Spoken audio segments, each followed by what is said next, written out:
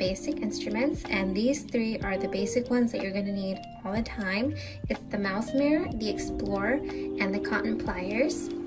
So the mouth mirror, usually this one's the most easiest because it's a mirror and it's really easy to remember.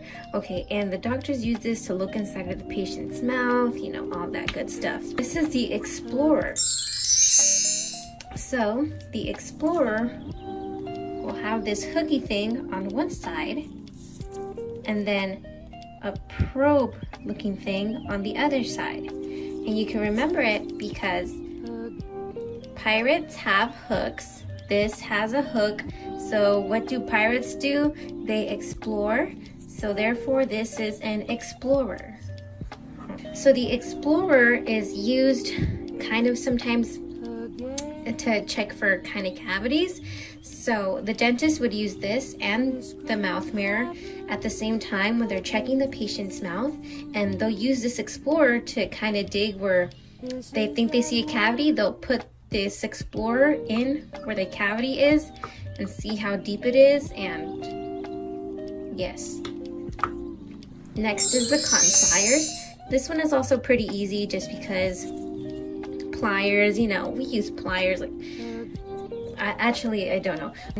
These are used to pick stuff up because when you're doing a treatment or a procedure, you need to sometimes pick stuff up and your gloves are dirty and you don't have time to take them off and put another pair on. So you always have these so that if you have to get something in a cabinet and all the stuff in the cabinet is clean, you just open the cabinet and then grab whatever you need with these, and that's why that's there. Next is the probe. So this probe, as you see here, kind of is the thing that goes here. Okay, well it's different. Sometimes probes have this on this side as well. They have them on both, but for this it's only this. And as you can see, it has little lines. This is how the dentist measures how deep the gums go, basically. 2 to 3 is a healthy amount, but like 4 and up is like bad. But yeah, so these little lines measure, and so yeah, they stick these in the gums to see how far the pocket depth is. Next is these sculpting tools. You usually use these sculpting tools for when you're doing cavities. So first, the doctor would do the flowable, and when she does the composite, which is, I think some people call it the packable as well, they use these 3 tools to sculpt the material onto the tooth.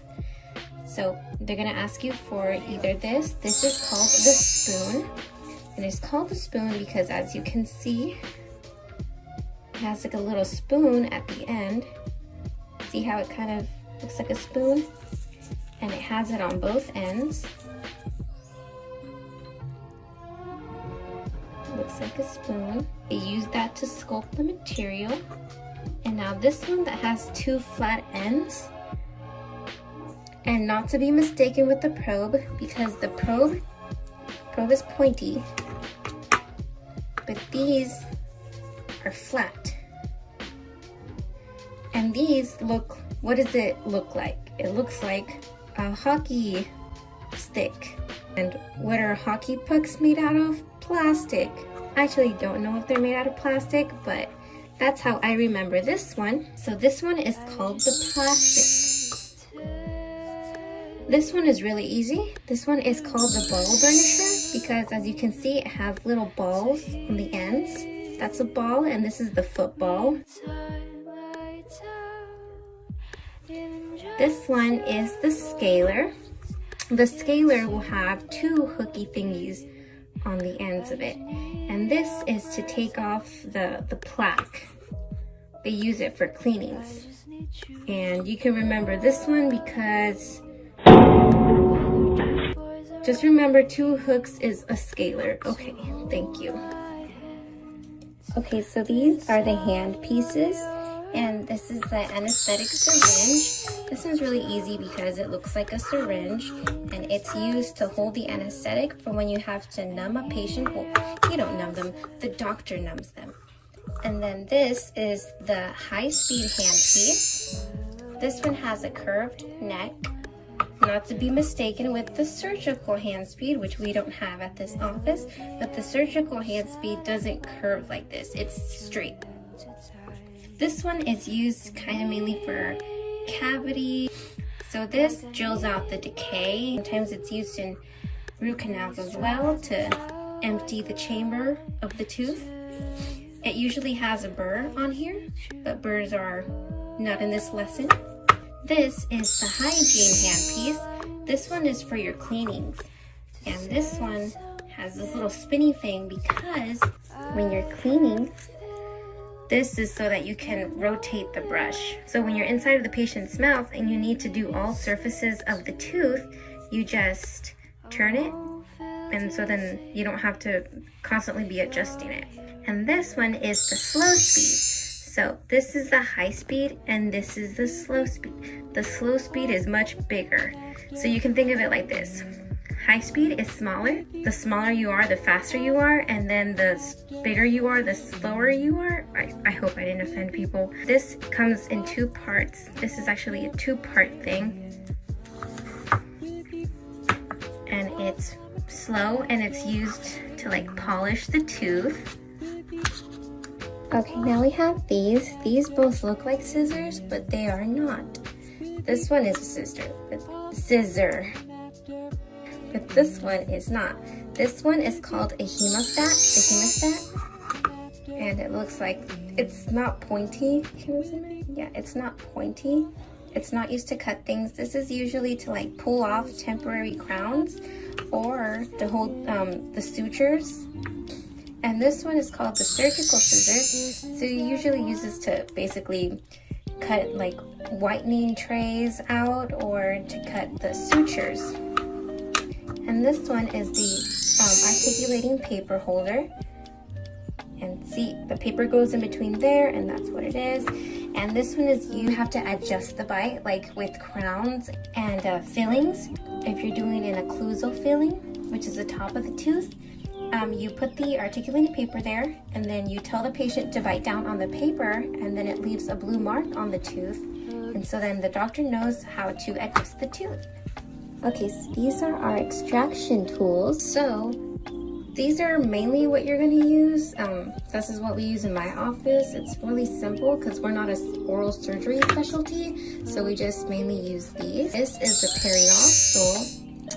I really don't know a good way on how to memorize that. The periostal will have this scooper looking thing on one side, and then this sharp thing, like looks like a knife. Sharp claw.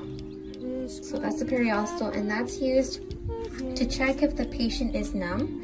Also, they use it to loosen the tooth from the alveolar bone. They also use these to separate the tooth from the bone and the gums as well. These are called the elevators. This one is the small elevator, and this one is the large elevator. So you can tell the difference between them both because the small elevator has a smaller little scoopy thing, and the large elevator has a larger scoopy thing. Usually the doctors will use the small elevator first and then the large one. And again, this is just to like dig in the gums and like kind of scoop the tooth out little by little. They usually get the tooth out with these forceps. So these forceps, you use different ones depending on the location of the tooth. Over here, we just kind of have 3 that we use because again, we're not a specialty. They each have numbers. The 151 is for the top, and then the 23, oh, that's the 150. I mean, the 150 is for the bottom, and then the 23 is for the bottom as well. It also is called cow horns because it looks like a little cow. Insert picture of cow here. So, the way you can tell, basically you kind of just feel it in your hands. How does it feel good like this? See, or does it feel better like this? Okay, no, that's not good. Basically, just remember the numbers. So these are more for oral oral surgery. These are in case the root tips break. This is to like take out the root tips of the tooth.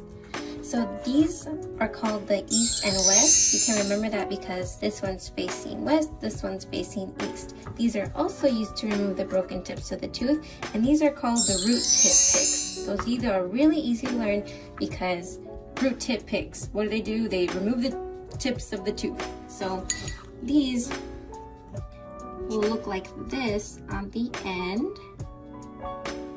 And usually the handles are different depending on your office. So don't rely on this, just rely on tops. All right, these are more oral surgery stuff. This is the blade holder. I don't really know the official name, but this holds the blade when the doctor has to cut some more. And yeah, this is where the blade goes.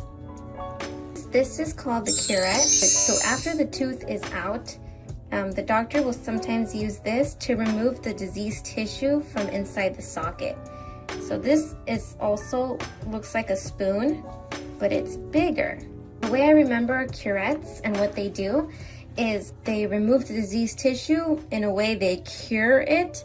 And so curettes cure the diseased tissue by removing it. Okay, and this is the bone file.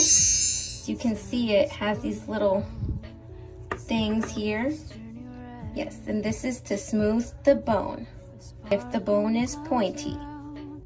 Alright, that's it for this video. Like and subscribe. Bye!